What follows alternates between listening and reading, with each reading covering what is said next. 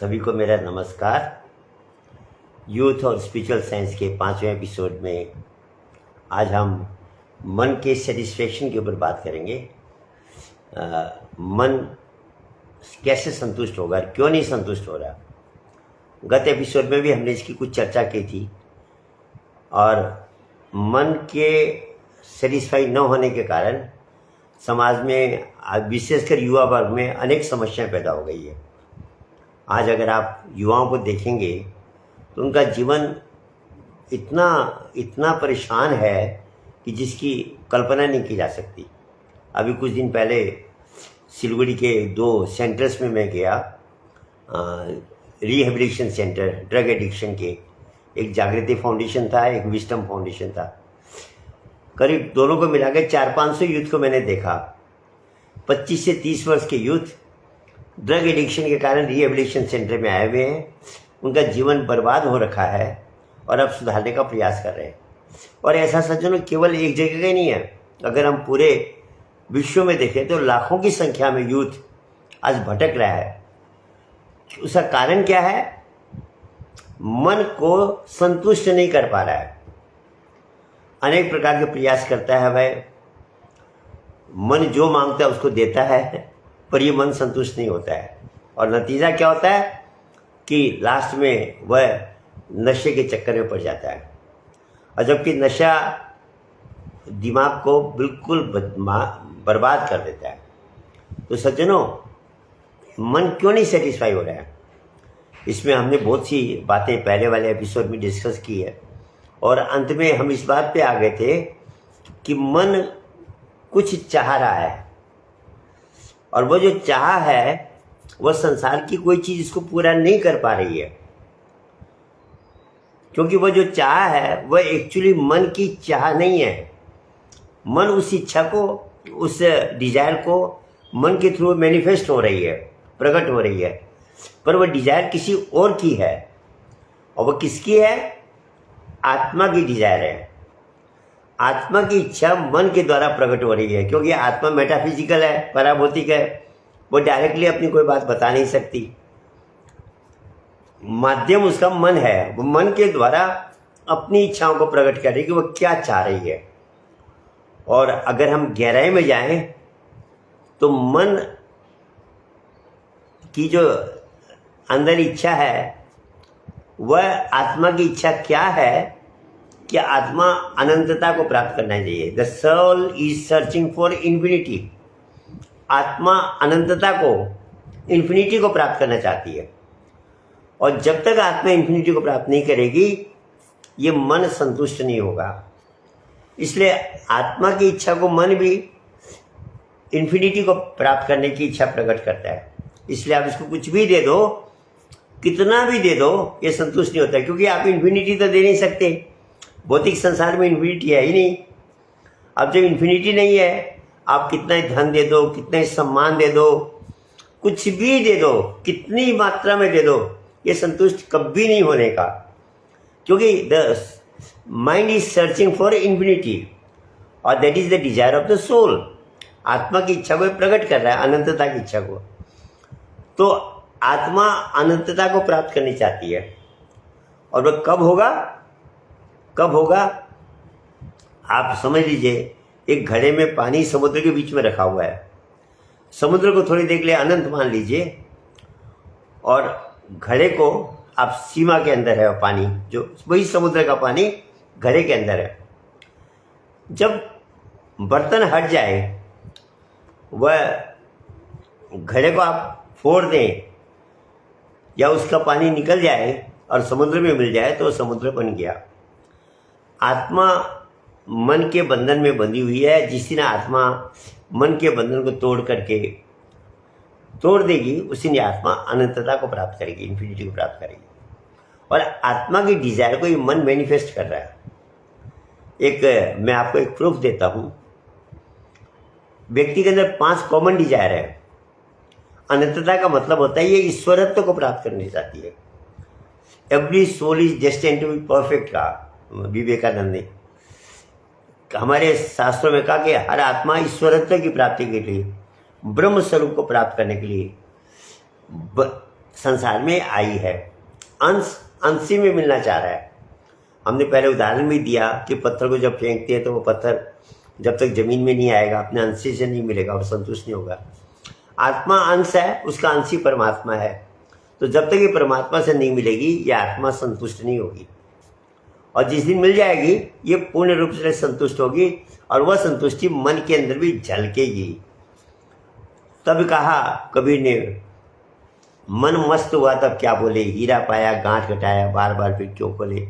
वो मस्ती, वही सेटिस्फेक्शन का एक्सट्रीम सिचुएशन कब आएगा, परमानेंट सिचुएशन कब आएगा, जब आत्मा अनंतता को प्राप्त करेगी। और आत्मा के अंदर अनंतता की डिजायर है ये मन के द्वारा प्रकट भी होती है। आप अगर स्टडी करेंगे अपने मन को क्या, किसी भी व्यक्ति के मन को 5 कॉमन डिजायर है हर व्यक्ति के अंदर। पहले भी हम लोगों ने कभी चर्चा की है, आज विषय के अनुकूल होने से इसको दोबारा रिपीट कर रहे हैं। 5 कॉमन डिजायर है, यूनिवर्सल डिजायर कह सकते हैं आप इसको। संसार के हर व्यक्ति के अंदर, चाहे वह गरीब हो, अमीर हो, पढ़ा लिखा हो, अनपढ़ हो, देहात का व्यक्ति हो, शहर का हो, बड़ा हाईली क्वालिफाइड हो, सबके अंदर 5 कॉमन डिजायर है। पहली डिजायर है, हर आदमी अमर होना चाहता है। Nobody wants to die, we want to be immortal, ये पहली डिजायर है। दूसरी डिजायर क्या है, हमारी ये इच्छा रहती है कि मैं हमेशा सुखी रहूं, आनंद में रहूं। I want to be all the time happy. हर व्यक्ति आनंद में रहना चाहता है। 24 आवर्स, हर दिन हर समय वो चाहता है मैं आनंद में रहूं। रह नहीं पाता अलग बात है, पर ये इच्छा है। तीसरी इच्छा उसके अंदर है कि मुझे संसार के हर चीज की जानकारी, ज्ञान प्राप्त हो जाए। संसार में कहाँ क्या है, क्यों हुआ, कैसे हुआ, सृष्टि कैसे बनी, ये कितनी बड़ी है, इसमें कितनी गैलेक्सीज है, ये संपूर्ण जानकारी इस विश्व की, क्रिएशन की मुझे प्राप्त हो जाए। अर्थात वो सर्वज्ञ होना चाहता है। पॉसिबल नहीं है, पर ये डिजायर हमारे अंदर है। कितनी भी जानकारी प्राप्त हो जाए हम संतुष्ट नहीं होते हैं कि अब मुझे और जानकारी नहीं चाहिए। आदमी ढूंढता रहता है, नई चीज़ों को जानना चाहता है। इंटरनेट के ज़माने में तो लिमिट ही नहीं है।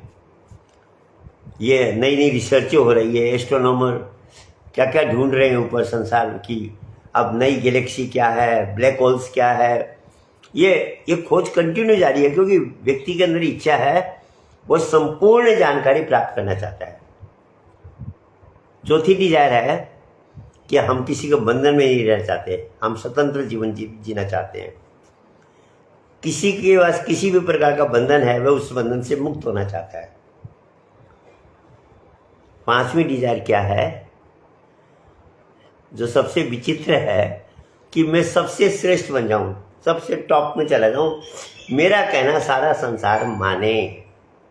पॉसिबल नहीं है बोल के हम मन को मार लेते हैं, पर ये 5वीं डिजायर भी हमारे अंदर है। I want to get at the top of everything. इसलिए तो व्यक्ति मेहनत करता रहता है, ऊपर चलता रहता है, और एक दिन संसार से चला भी जाता है, इच्छा कंप्लीट नहीं होती, सेटिस्फेक्शन नहीं प्राप्त होता। ये 5 डिजायर हमारे अंदर है, और ये सबके अंदर है। कहीं पढ़ के नहीं आई, लिख के नहीं आई, किसी ने सुनाई नहीं, ये इनहेरिटेंट डिजायर है, मतलब स्वतः ही है हमारे अंदर। अब ये आश्चर्य की बात नहीं हुई कि हमने किसी से सुना नहीं, पढ़ा नहीं, फिर भी हमारे अंदर ये डिजायर क्यों पैदा हो। ये एक के अंदर होती, ठीक है, सबके अंदर ये डिजायर है। ये कॉमन डिजायर, यूनिवर्सल डिजायर आत्मा की इच्छा को प्रकट कर रही है। और ये 5वीं डिजायर किस में पूरी है, ईश्वर में पूरी है। ईश्वर अनंत, अजर, अमर, अविनाशी है। वो हमेशा आनंद में है। हम परमानंद स्वरूप कहते हैं उसको, आनंद घन राशि भी कहते हैं। वो सर्वज्ञ है। इसलिए हम ये 3 इच्छाओं को जोड़, 3 बातों को जोड़ के हम कहते हैं सच्चिदानंद स्वरूप है। सत मतलब अमर, चित्त मतलब सब चीज की जानकारी, और आनंद स्वरूप है। चौथी डिजायर, चौथा क्या है कि ईश्वर जो है किसी के बस में नहीं है, अधीन नहीं है, वह स्वतंत्र है। और 5वां क्या है सबसे श्रेष्ठ वही तो है, पुरुषोत्तम कहा हमने, और सर्वसमर्थ है। ईश्वर को हम कहते हैं ओमनी प्रेजेंट, ओमनीजिएंट और ओमनीपोटेंट। सर्वज्ञ भी है, सर्वव्यापक भी है और सर्वसमर्थ भी है। तो ये इच्छाएं जो हमारे अंदर है, यह आत्मा की इच्छा मन के द्वारा जो प्रकट हो रही है, ये क्या बता रही है कि आत्मा ईश्वरत्व को प्राप्त करना चाहती है। The soul wants to merge with God and to be one with God. और जिसने प्राप्त किया उसने क्लेम भी किया, अहम ब्रह्मास्मि। क्राइस्ट ने कहा now I and my father are one. जब उस अवस्था को प्राप्त कर लिया, तो ये आत्मा की इच्छा जब तक पूरी नहीं होगी ये मन भटकता रहेगा। आप इसको कुछ भी दे दो, क्योंकि ये इच्छा एक्चुअली आपको होता है मेटाफिजिकल है। फिजिकल चीजें, भौतिक चीजें कभी मन को संतुष्ट नहीं कर पा रहेंगी, और इसीलिए आज का युवा अशांत है, युवा अनसेटिस्फाइड है, असंतुष्ट है, और इसीलिए वह भटक जाता है, गलत रास्ते अपना लेता है। क्योंकि ये मन जो है, इसके पास बुद्धि तो है नहीं, तो ये केवल इच्छा प्रकट कर रहा है, ये नहीं बता पा रहा कि ये इच्छा मेरी नहीं है, आत्मा की है। जब हम सत्संग सुनते हैं, अध्यात्म में प्रवेश करते हैं, तब धीरे धीरे हमें पता लगता है कि ये मन के अंदर जो इच्छाएं हैं अनंतता को प्राप्त करने की, ये आत्मा की डिजायर को मन के द्वारा प्रकट हो रही है। तो सज्जनों, आत्मा की इस डिजायर को हम कैसे पूरा करेंगे? आत्मा को अनंतता में कैसे पहुंचाएंगे? सिंपल एक लॉजिक तो ये है, दो तरह से हम इसको समझ सकते हैं। मन जो है हमारा, ये भी एक तरह के शीशे की तरह है। मन दर्पण कहलाए करके कई भजन भी हम सुनते हैं। आप कभी सैलून में गए होंगे, आपने जब सैलून में आप कुर्सी में बैठ जाते हैं, दोनों तरफ शीशे लगे रहते हैं, आगे भी और पीछे भी। आपने कभी अपने चेहरे गिन के देखे हैं कितने हैं? अनंत चेहरे दिखाई देते हैं, गिनती में नहीं आते। इन्फिनिटी की एक्सपीरियंस होती है, क्योंकि दोनों तरफ से रिफ्लेक्शन हो रहा है।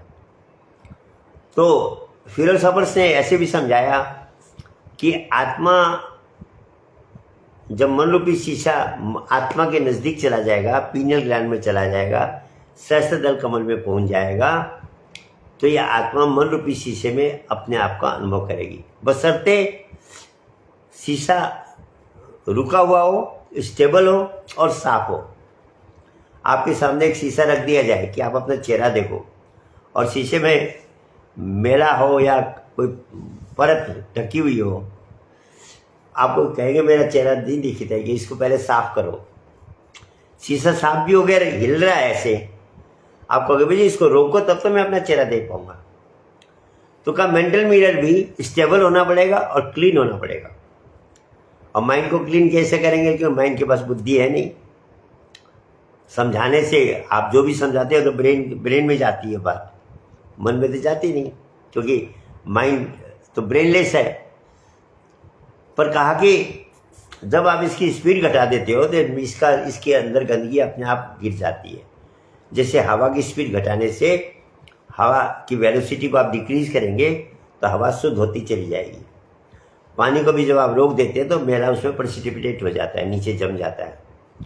ऐसे जब मन की स्पीड, जो हमने पहले डिस्कस कर चुके, बीटा, अल्फा, थीटा, डेल्टा, जब इसकी स्पीड को घटाते हम डेल्टा में ले जाएंगे, ये मन साफ हो जाएगा और रुक भी गया।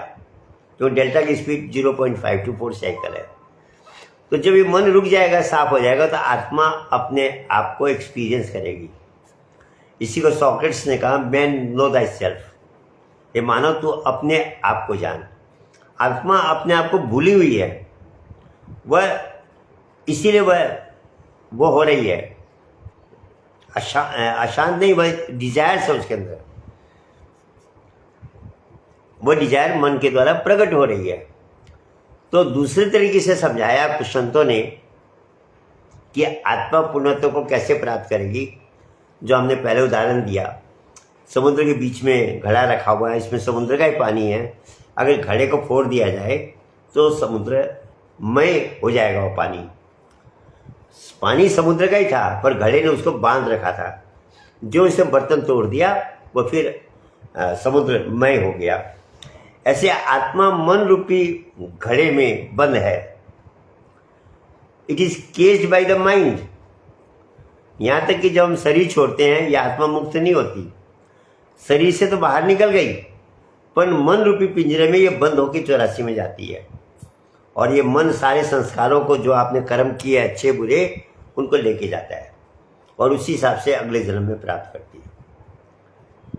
मन भी जो है इसमें आप अच्छी आदत, क्योंकि इस वक्त ब्रेन तो है नहीं, इसमें 2 पॉसिबिलिटीज है। आप बुरी आदतें इसके अंदर बना लो या अच्छी आदतें बना लो। अच्छी आदतें होगी सत्संग में जाने की, अध्यात्म में प्रवेश करने की, मेडिटेशन करने की, लोगों का भला करने की। यह आदतें अगर आपके अंदर बढ़ गई तो यह आपका जीवन महान बना देगी।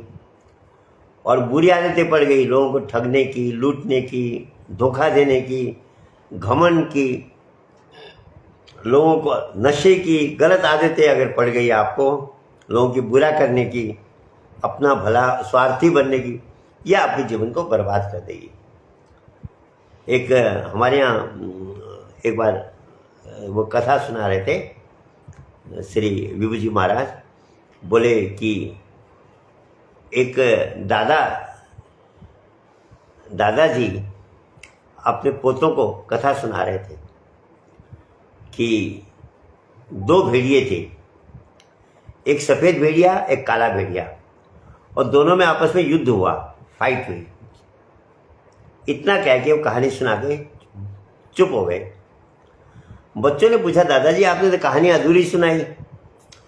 जब दोनों में फाइट होते तो एक जीतता है, कोई भी किसी में भी संघर्ष होता तो एक जीतेगा, दोनों में कौन जीता ये बताओ ना। दादाजी का निर्भय ये डिसाइडेड नहीं था। बोले कैसे? बोले जिसको खाना पीना अच्छा मिला वो जीत गया, जिसको खाना पीना कम मिला वो हार गया। जीतना हारना डिपेंड करता है, जो जिसको रोज का पौष्टिक खाना मिलेगा दोनों भेड़ियों में वो भेड़िया जीतेगा, और जिस भेड़िए को खाना कम मिला वह हारेगा। ताकत तो खाना देगा ना। बोले हाँ। तो बोले जिस भेड़िए को ज्यादा खाना मिला वो जीता। अब सज्जनों ये तो कहानी हो गई, ये हमारे मन की कहानी है। मन के अंदर बुरी आदतें भी है, अच्छी आदतें भी है। अगर आप अच्छी आदतों में मन को ज्यादा लगाओगे, जीवन को ज्यादा लगाओगे, तो आपकी ये जो सुमन, इसलिए योग वशिष्ठ में कहा कि जब भगवान राम कहने लगे गुरु वशिष्ठ को कि इस मन ने मेरे को परेशान कर रखा है, तो योग वशिष्ठ में वशिष्ठ महाराज कहते हैं कि मन के 2 है इससे, एक कुमन एक सुमन। कुमन का मतलब वो मन जो बुरा करता है, बुरा चाहता है, बुराई की तरफ जाता है। एक सुमन है जो अच्छाई चाहता है, अच्छा करना चाहता है, लोगों का भला करना चाहता है, हर चीज अच्छाई की तरफ बढ़ना चाहता है। अब ये 2 भेड़िए हो गए, कुमन काला भेड़िया हो गया, सुमन सफेद भेड़िया हो गया। और हमारे ऊपर डिपेंड करता है हम कौन से भेड़िए को खाना खिलाएंगे।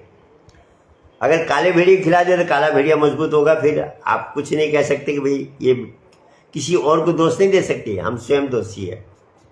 सफेद भेड़िए को हमने खाना खिलाया, ये मजबूत होता चला गया, तो आपका जीवन महान बना देगा। तो ये मन पे डिपेंड करता है सब कुछ। तो मन जो है आत्मा की डिजायर को जो प्रकट कर रहा है, आत्मा अनंतता को प्राप्त करना चाह रही है, तो कहते हैं मन रूपी पिंजरे में बंद होगी जाती है।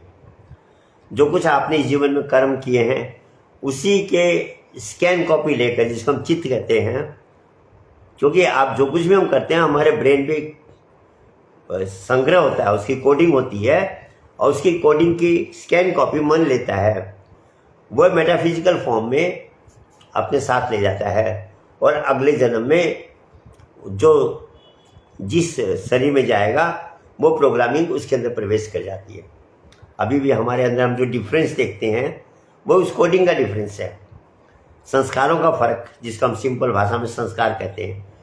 तो मन जो है इसको जब हम जीरो बना देंगे, इसके अस्तित्व को समाप्त कर देंगे, तो ये आत्मा अपने को स्वरूप को प्राप्त करेगी, ब्रह्मत्व को, ईश्वरत्व को प्राप्त करेगी।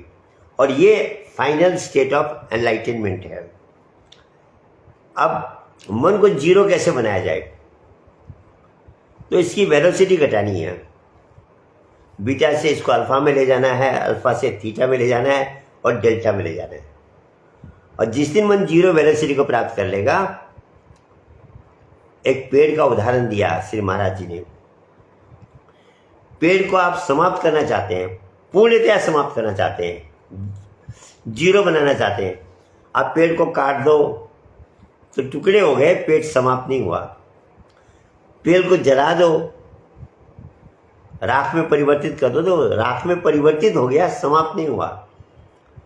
किसी भी तरीके से आप पेड़ को समाप्त नहीं कर सकते। पर अगर पेड़ को वापस बीज में पहुंचा दो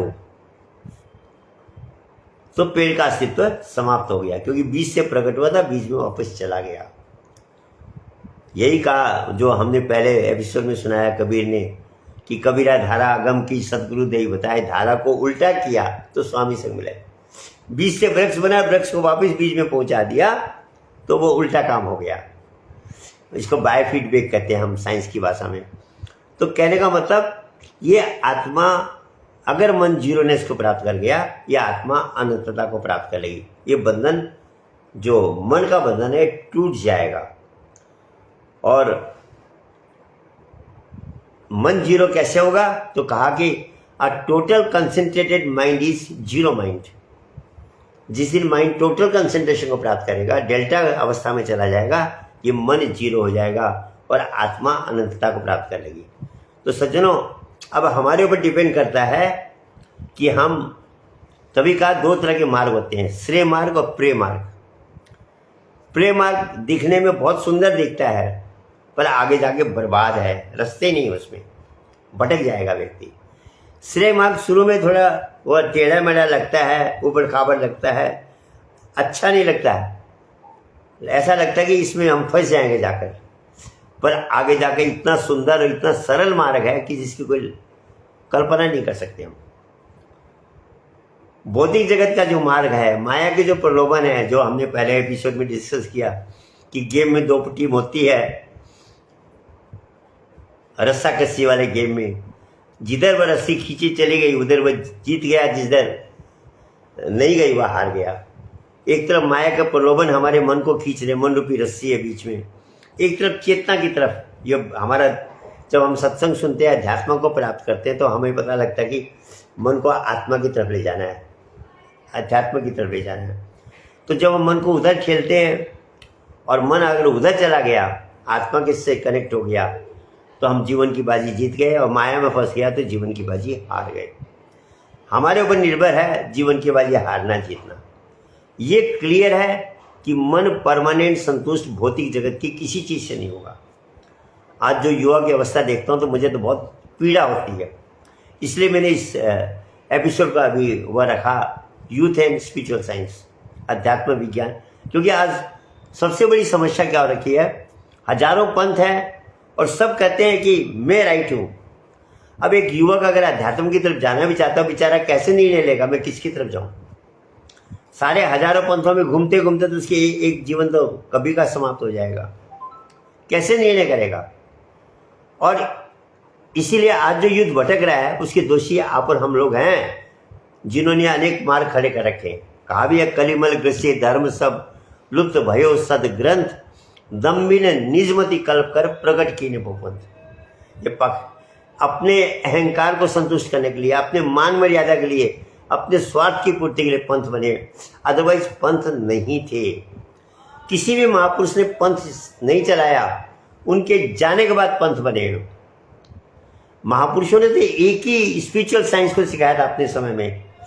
युगों से आप किसी भी महापुरुष को स्टडी करेंगे अगर गहराई में, आपको आश्चर्य होगा कि जितने महापुरुष आए सब ने एक ही रास्ता बताया है।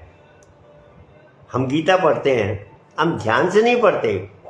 गीता में भगवान कृष्ण क्या कह रहे हैं अर्जुन को? अर्जुन, जो ज्ञान मैं तुझे आज दे रहा हूं, ये मैंने कल्प के आदि में, बिफोर क्रिएशन, सृष्टि की रचना होने से पहले सूर्य को दिया था, और वही ज्ञान सूर्य ने मनु को दिया, इक्ष्वाकु को प्राप्त हुआ, राजऋषियों में आया।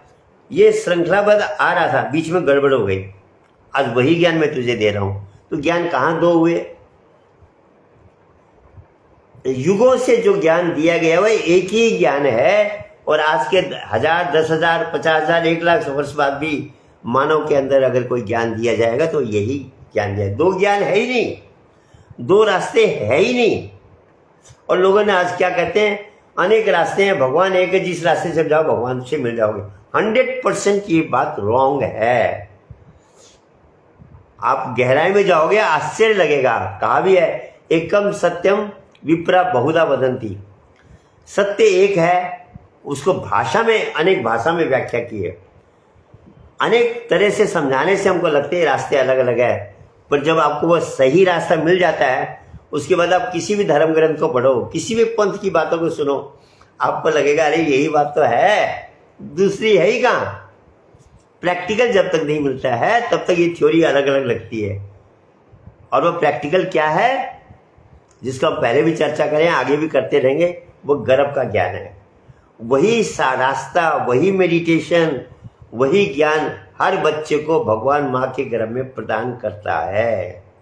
भगवान कहिए, प्रकृति कहिए, साइंस वाले जो है, भगवान शब्द से थोड़ा इनको एनर्जी है, नेचर कहिए, कुछ भी कहिए, हर व्यक्ति को वह मेडिटेशन प्राप्त होता है, वह ज्ञान प्राप्त होता है। वही ज्ञान जो भगवान कृष्ण कह रहे हैं, मैंने कल्प के आदि में सूर्य को दिया था, अर्जुन तुझे दे रहा हूं। वो ज्ञान प्रत्येक बच्चे को माँ के गर्भ में प्राप्त होता है, और वही एकमात्र रास्ता है।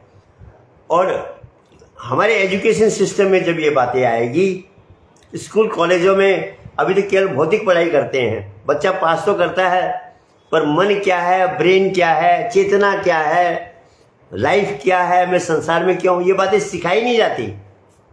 और उसका परिणाम क्या है, आज युवा भटक रहा है। लाखों की संख्या में युवा भटके हुए हैं, परेशान है, ड्रग्स खा रहे हैं, जीवन को बर्बाद कर रहे हैं, कोई सुसाइड कर रहा है, कोई डिप्रेशन में गया हुआ है। ये सब क्यों हो रहा है? इसके दोषी हमारा आध्यात्मिक जगत है, उसने सही चीज सामने नहीं रखी। तो सज्जनों, हम भगवान की कृपा से, गुरु महाराज की कृपा से हमने कुछ ही जानकारी प्राप्त की, वो आपसे हम शेयर कर रहे हैं। और मेरी ये प्रार्थना भी आप लोगों से कि जो बातें हम आपसे कह रहे हैं, आप उस पर रिसर्च करके देखिए, आपको 100% सही बात मिलेगी। एक रास्ता है, एक ही भगवान है, और वह रास्ता अध्यात्म साइंस है, वो पराभौतिक जगत का रास्ता है। और उस रास्ते पे जब तक युवा नहीं चलेगा, इसके जीवन में सुख शांति नहीं आ सकती, सेटिस्फेक्शन नहीं आ सकता। तो उस रास्ते को अगर हमने जान लिया है, तो मैं तो मानता हूँ मानवता की सबसे बड़ी सेवा है, आप इसका प्रचार करो, हल्ला करो, हर युवा को पता लगे कि ये रास्ता है जिससे मैं मन के अंदर सेटिस्फेक्शन ले सकता हूँ। नहीं तो क्या कहा, गोधन गजधन बाजी धन और रतन धन खान, जब आवे संतोष धन सब धन धूरी समान। गोधन उस समय तो यही धन होते थे। आज आप कितने बड़े बन जाओ, एलन मस्क बन जाओ, बिल गेट्स बन जाओ, बिरला टाटा बन जाओ, चौधरी ब्रदर, कुछ भी बन जाओ, बड़े से बड़े धनाढ्य व्यक्ति बन जाओ, सेटिस्फेक्शन नहीं आएगा। राष्ट्रपति क्या, जो भी सबसे बड़ा पोस्ट होता है, सारे विश्व का अगर एक सम्राट भी आपको बना दिया जाए तब भी संतुष्टि नहीं होगी। सेटिस्फेक्शन मन की इच्छा है, ये नहीं है केवल, ये आत्मा की इच्छा है, मन के द्वारा प्रकट हो रही है। जब तक आत्मा इन्फिनिटी को प्राप्त नहीं करेगी, आप संतुष्ट नहीं हो सकते। इसलिए मेरा आपसे ये निवेदन है, आगे हम डिस्कस करेंगे कि ये यूथ को आत्मा तक पहुंचाने के लिए हमको क्या करना है, हमारे एजुकेशन सिस्टम में क्या चेंजेस लानी है, ये हम अगले एपिसोड में बात करेंगे। तब तक सबको मेरा धन्यवाद, नमस्कार।